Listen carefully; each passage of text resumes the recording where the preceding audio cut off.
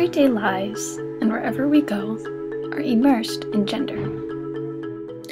In who we think we are, what we wear, how we talk, and even in what we see. In the modern Western world in particular, gender lines between masculine and feminine are so clearly defined, and this rules over our everyday lives, perhaps more than we think. The savings go up, up, and away during the Labor Day sale at Star Furniture. And right now, you can get a jump on the holiday because everything's at incredible... We know what you're thinking. Furniture. Really? But having such a vital role in our everyday lives. I mean, we sit on it, we eat off it, we talk around it. It's a physical aspect of our atmosphere, and it can help us define our identity, even regarding gender. For instance, look at this chair. Would you have ever thought that it is assigned a certain gender? Perhaps you do because you speak another language, but visually, how would you interpret it considering concepts like masculinity and femininity? How about this one, or this one? How furniture can engender the space we live in and why that matters wasn't quite clear to us either. So we decided to look into it.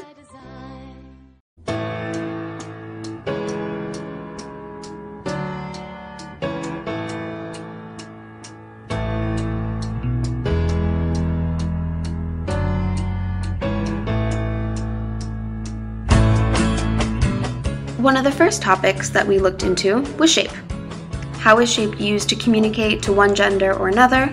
How is shape combined with other design elements, such as color, material, in order to neutralize the piece of furniture? I put the pedal to the floor, headed north on Mills Avenue, and listened to the engine roar. For example, this lamp has a curve. A common cultural perception is that the curve is clearly something dedicated to the female aesthetic. However, this lamp is not just its shape. The material, plastic, and the color red also appeal to the male aesthetic. In this way, design elements combine to appeal to both genders, able to be appropriated in different cases. A lot of contemporary design seems to appeal to both genders through the combinations of masculine material with feminine shapes, like in this retro chair. Through this year, if it kills me.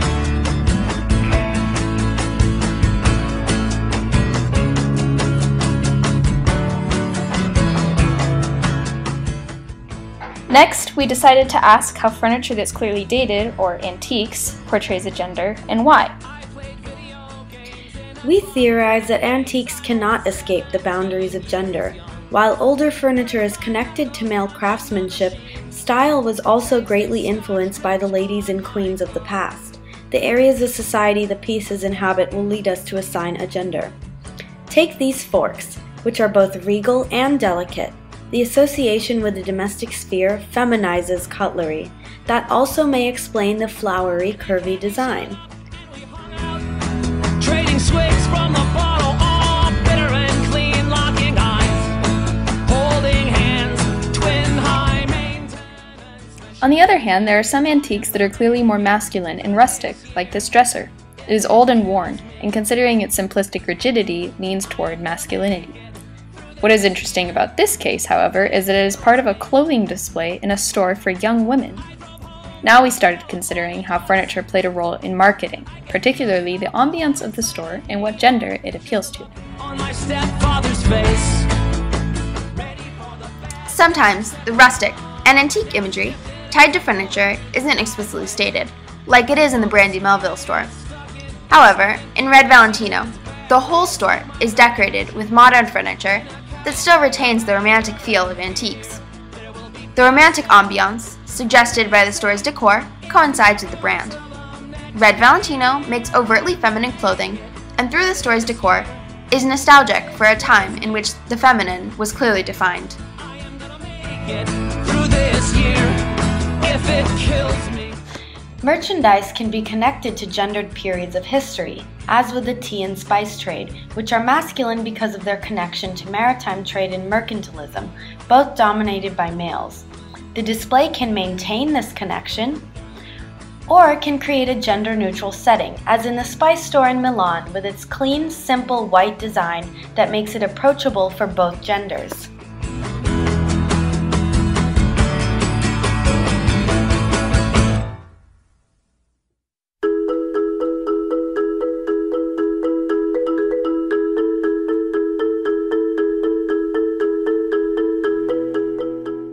We started to realize that in the case of these stores we visited, gendered aesthetics were key in creating a certain atmosphere appropriate for whatever was being sold. After finding a feminine example and a gender-neutral example, we decided to look into a more masculine one. Just like with the spice trade, crafting pens, penmanship, and the elite business world are all rooted in masculine dominance. This translates today to the Mont Blanc brand, one that has started with pens and has now today expanded to making briefcases, watches, and desk tchotchkes for the office. Sure, the brand still appeals to businessmen. However, they also appeal to women. A specific type of woman, though. One that is influenced by the business world and has adapted her attitude and purchases to suit the expectations of the male-dominated field. The way in which Mont Blanc has tailored itself to these specific audiences is apparent throughout the store's atmosphere. The lack of color, harshness and style of the furniture design, and the materials used all show the ingrained masculine identity of the brand. The store is clearly black and white, plastic, wood, and glass.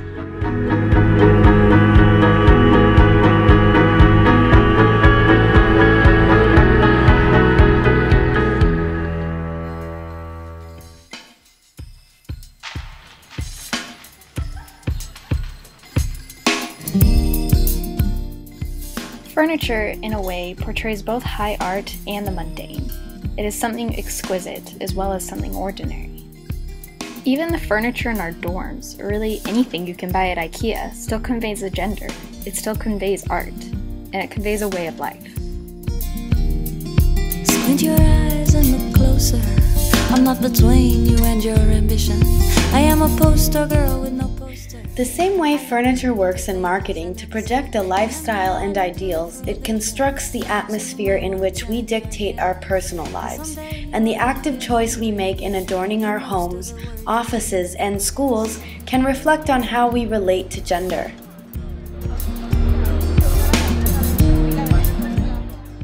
We hope we've shown you a new area of discourse you haven't considered before, and that you won't look at a chair in the same way again.